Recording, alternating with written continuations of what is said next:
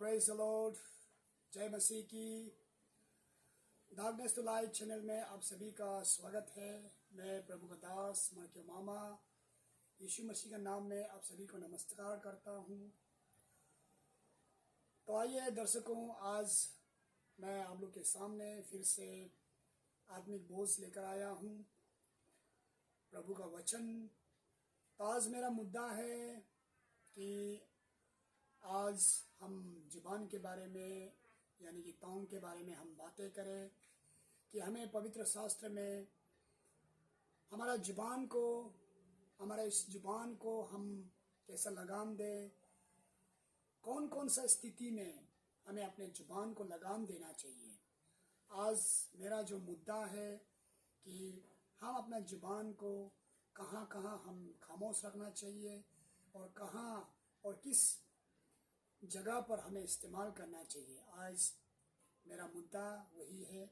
तो आइए हम जुबान के बारे में आज हम बातें करेंगे कि पवित्र शास्त्र में हमें जुबान को कहाँ पर लगाम देना है, आज हम जानते हैं। आइए वीडियो को शुरुआत करते हैं। तो सबसे पहला मैं एक वचन पढ़ना चाहूँगा जो प्रोवर्ब चैप्टर 21 वर्स 23 में लिखा है। प्रोवर्ब चैप्टर 21 वर्स 23 में लिखा है। तो मैं इंग्लिश में पढ़ता हूँ। यहाँ पर ऐसा लिखा है, Whoever keepeth his mouth and his tongue keepeth his soul from trouble। यहाँ पर ऐसा लिखा है, जो इंसान अपने जुबान को संभाल कर रखता है वो इंसान हर बुराई और हर मुसीबत से खुद को बचाएगा, ऐसा लिखा है। तो दर्शकों, आप सभी जानते हैं जुबान जो है इतनी शक्तिशाली चीज़ें हैं कि जीवन और मृत्यु सच में जुबान में नियंत्रण है और जुबान में का वश में है। तो इसलिए हमें अपने जुबान को सही सोच समझकर और सही स्थिति परिस्थिति का हिसाब से हमें जुबान को हमें इस्तेमाल करना है। तो आज मैं आप सभी को 5 पॉइंट्स में बताऊंगा कि जुबान को हम कहाँ पर लगाम लगाना चाहिए। हमारा जुबान को पुराना ज़माने में जुबान से ही सब कुछ हुआ करता था। इसलिए जुबान से हम यदि किसी को हम श्राप देते हैं तो सच में वो श्राप उन पर बैठ जाते थे। इसलिए आज हमें पवित्र शास्त्र बाइबल हमें बताया है कि जुबान को हम कहाँ पर नियंत्रण रखना चाहिए। चलिए मैं 5 पॉइंट आप लोगों को मैं बताऊंगा। तो पहला पॉइंट है, नंबर 1 पहला पॉइंट है प्रोवर्ब चैप्टर 18 वर्स 13 में। वहाँ पर वचन लिखा है, उसमें ऐसा लिखा है कि when you don't have all the facts, when you don't have all the facts, मतलब कि हम अपना जुबान को कहाँ पर लगाम देना है।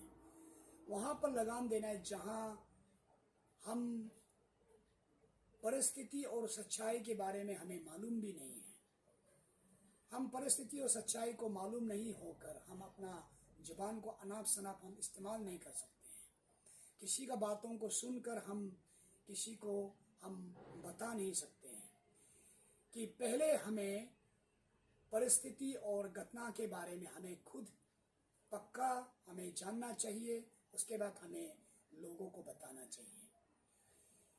तो मैं एक उदाहरण के तौर पे मैं एक छोटा सा मैं घटना बताता हूँ।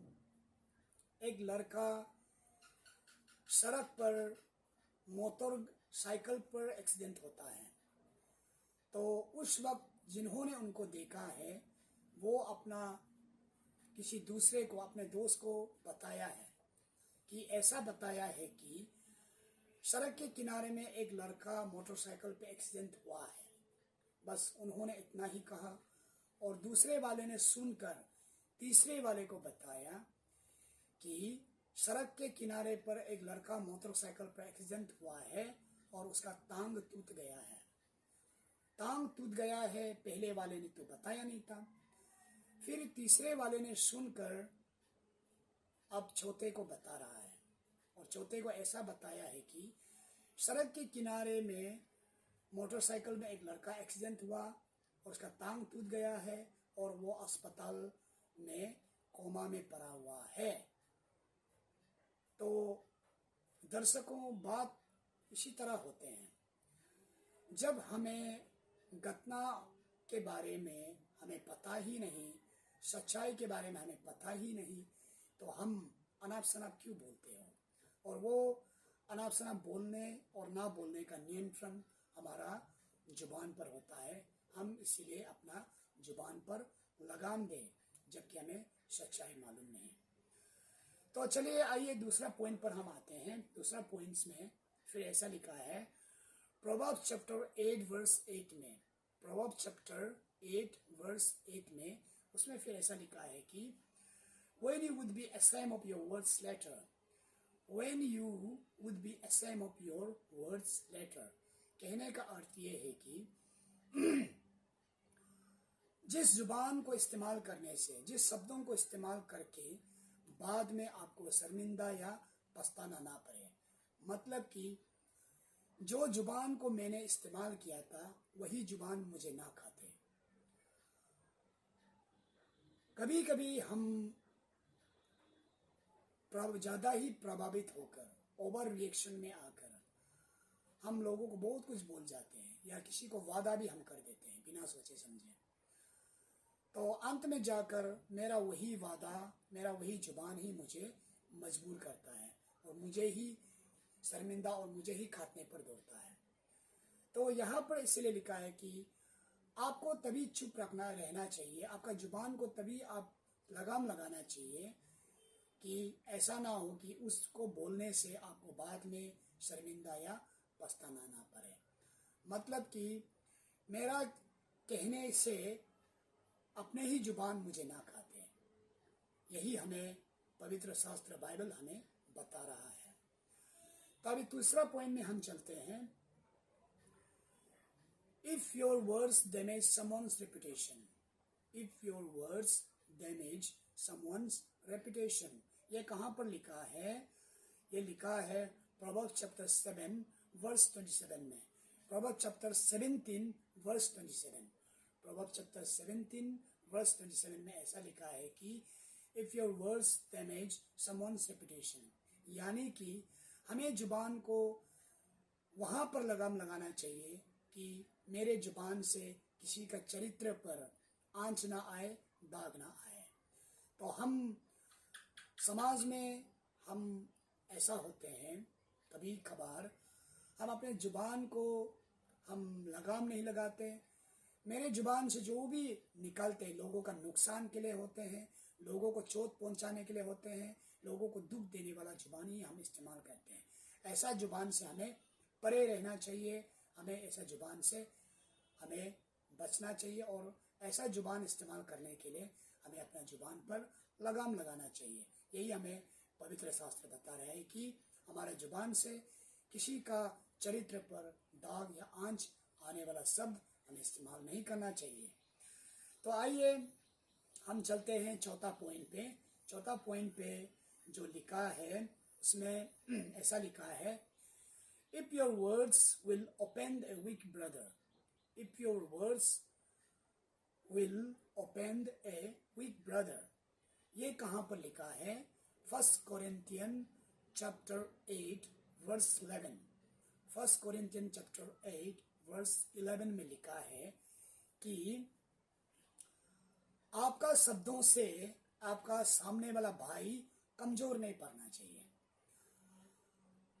उदाहरण के तौर पे कहा जाए, यदि कोई आपके सामने में आता है, आपके करीब आकर, वो आपका पड़ोसी हो सकता है, वो आपका भाई हो सकता है, वो आपका कोई भी हो सकता है, वो आपका साथी हो सकता है, उस वक्त वो अपना समस्या, अपना दुख, अपना बीमारी के बारे में लेकर आपको बांटने के लिए आता है कि ये उम्मीद करता है कि शायद उनको बांटने से, उनको बताने से मेरा कुछ बोझ हल्का हो सकता है।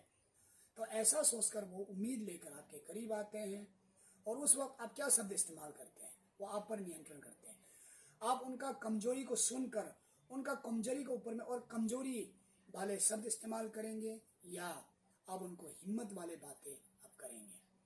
तो हमें पवित्र शास्त्र बता रहा है कि आपके जुबान से कमजोर भाई को के लिए हानिकारक नहीं होना चाहिए। जो कमजोर है और भी आप उसको कमजोर ना बनाएं, जो बीमारी है उनको और भी कमजोर ना बनाएं, क्योंकि जुबान में इतनी ताकत हमें खुदावन परमेश्वर ने हमें दिया है।